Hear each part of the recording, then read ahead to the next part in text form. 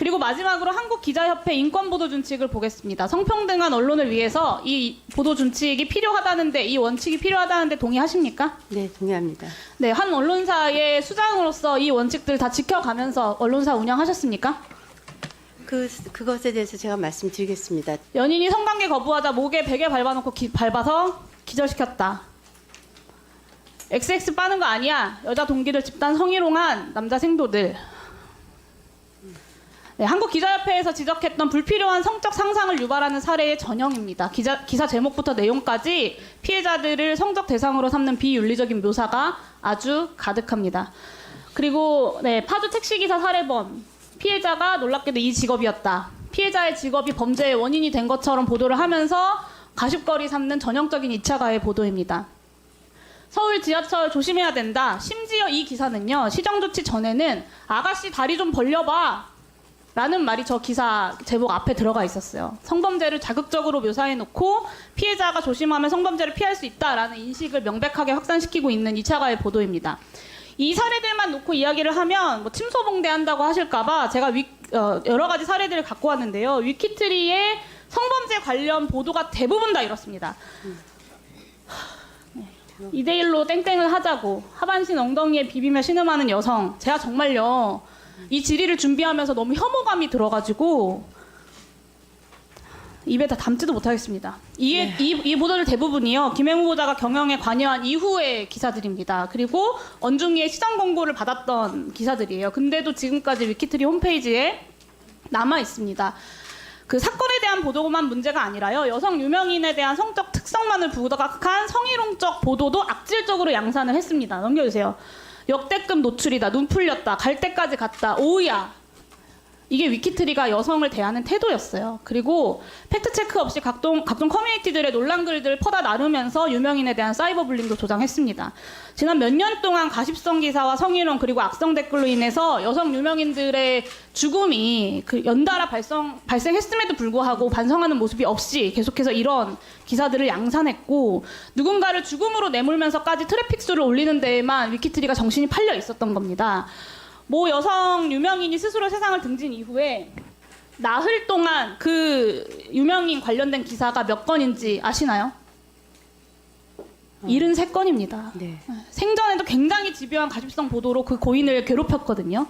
근데 사후에도 무분별한 기사화로 죽음마저 논란으로 만들었어요. 저는 황색 언론이라는 말이 고상하게 느껴질 지경입니다.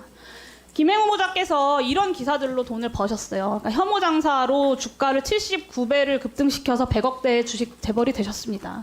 돈을 벌기 위해서는 여성 인권이든 2차 피해든 크게 개의치 않는다. 트래픽 수만 올리면 성공한 기업이다. 이런 마인드로 회사를 운영하면서 차별과 혐오에 기생해서 100억이 넘는 자산을 증식을 시켜놓고 여성가족부라는 공직까지 맡겠다는 건 너무 욕심이 과하신 것 같습니다. 악질적인 성차별적인 2차 가해적 보도를 양산했던 언론사의 수장이 성폭력 피해자들을 보호하고 성차별적 문화를 개선해 나가야 하는 성평등 부처의 수장이 될 수 있다고 생각하시나요? 저는 이런 기사들 본 적 분명히 있으시죠? 네, 제가 이것과 관련해서 말씀을 드리면, 저도 이제 사실은 이제 저희가 대표이사도 있고 편집국장도 있고 합니다. 그래서 저도 사실은 이제 뭐 부회장이 기사를 직접 안 보니까 그렇다고 면책하겠다는 얘기가 아닙니다. 저도 부끄럽고 이게 지금 현재 대한민국 언론의 현실이기도 합니다. 본인이 그 언론사의 대표세요. 저도 마찬가지고요. 본인이 그 언론사의 대표시고요. 부회장이 기사 하나하나를 보지 않는다 하더라도 언론사의 운영 기조와 방침이라는 게 있는 겁니다. 그래서 제가 그런 게 언론사를 운영하신 거예요. 그래서 제가 말씀을 드리는데요. 부끄럽다고 이야기하시면 지금 그 자리에서 전 사퇴하셔야 된다고 생각합니다. 제가 말씀드리겠는데요. 사퇴하세요.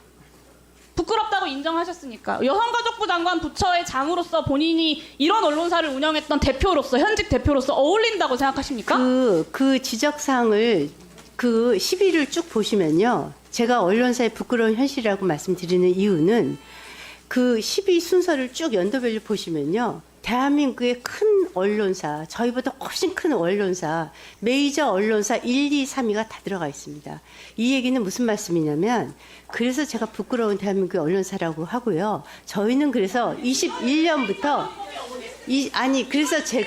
그래서 제가 이렇게 얘기했어요. 김행 후보자의 무능이 아니라 유능의 결과라는 걸 이따가 그걸로 유능이 아니고요. 그래서 21년부터 저희가 옴부드맨 제도를 운영을 해서 이렇게 도저히 언론사가 갈 수가 없다. 네. 다음은 용혜인 의원님. 후보자님 오전에 위키트리의 악질적이고 성차별적이고 2차 가해를 양산해온 보도들에 대해서 언론사들의 부끄러운 현실이다라는 말씀을 하셨어요. 네. 위키트리만 그런 게 아니고 대한민국 주요 언론사들의 주요 행태다라는 이제 변명을 하신 건데 대한민국 언론사가 몇 개인지 아십니까?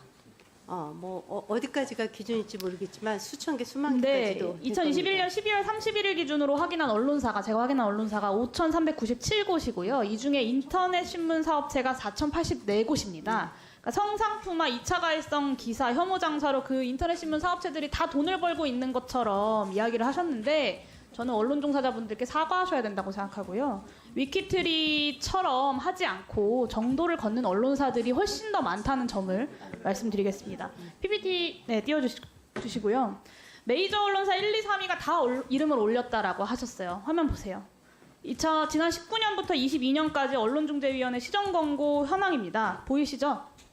네, 보입니다. 4년 동안 꾸준히 이름을 올린 언론사 어딘지 보이시나요? 네. 네, 인사이트, 위키트리, 디스패치, 세계일보 4개뿐입니다. PPT 넘겨주세요.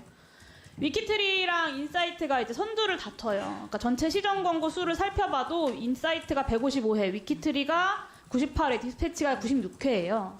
그러니까 이 대한민국 언론의 현실이 아니라 사실은 위키트리의 현실이었던 것이고 그 위키트리의 현실이 대한민국의 이런 언론의 보도의 문제점들을 선도한 겁니다. 그러니까 그것을 선도하는 데 성공한 기업인이신 거예요. 전체 4,804곳 언론사 중에서 인터넷 언론사 중에서 시정권고 1, 2등을 다퉜던 게 위키트리인데 이래도 위키트리의 혐오 장사가 대한민국 언론 모두의 현실이고 책임입니까? 답변해 보세요.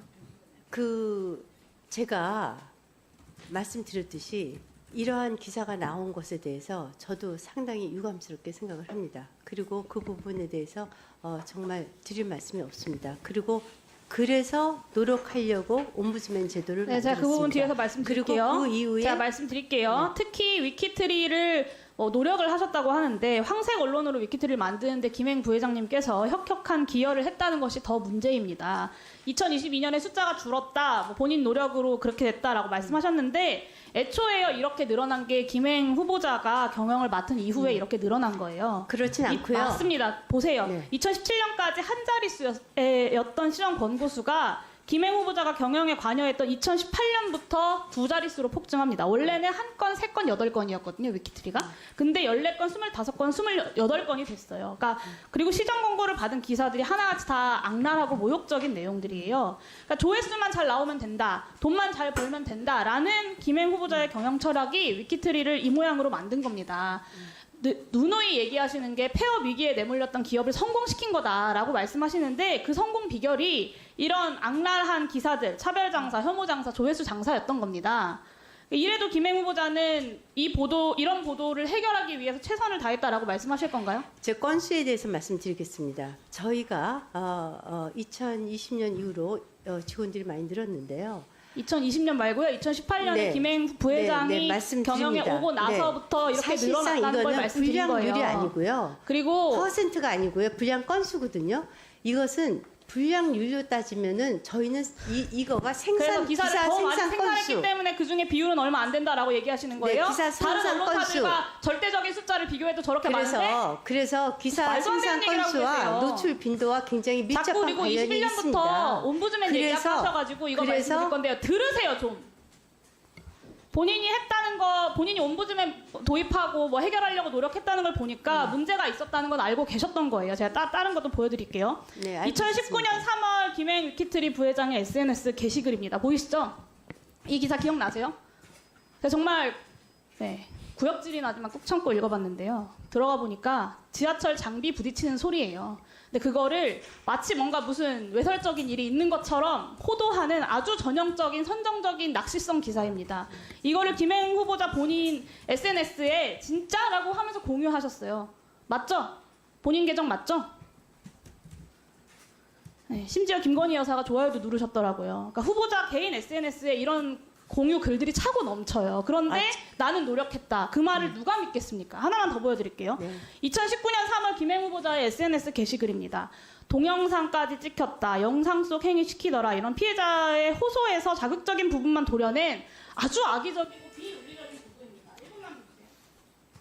이런 보도에 김행 장관 후보자가 심지어 크레이지라고 어떤 가십으로 치부하는 코멘트를 달아서 공유했어요. 이게 고위공직자의 성접대와 성폭력 사건을 대하는 위키트리 부회장 김행 여성가족부 장관 후보자의 태도입니다. 정말 처참한 인식이고요. 저게 KBS 동영상을 제가 한 거 아닙니까? 그리고 거짓말로 저희 넘어가실 수 있다고 KBS 생각하시는 거 동영상으로 같아서 말씀드리는데요. 김행 후보자가 2018년에 조회수 장사에 눈이 팔려서 이 선정적 언론사를 만든 주범이자 핵심이에요. 그러니까 다른 방면으로 최선을 다하신 건데 모 취업 정보 사이트에서 2018년부터 2023년까지 소셜뉴스에 재직한 직원들의 리뷰를 추천해서 분석한 결과예요. 제가 한 게 아닙니다. 단점의 가장 큰 키워드가 경영진이에요. 조회수 압박이 심해진다. 조회수 실적 낮으면 연봉이 깎인다. 트래픽 기사 공장이다. 자극적 이슈만 찾게 된다. 이런 회사 기조에 대한 운영 기조에 대한 직원들의 호소가 넘쳐납니다. 언론이 보도한 위키트리 내부 증언을 봐도 마찬가지예요.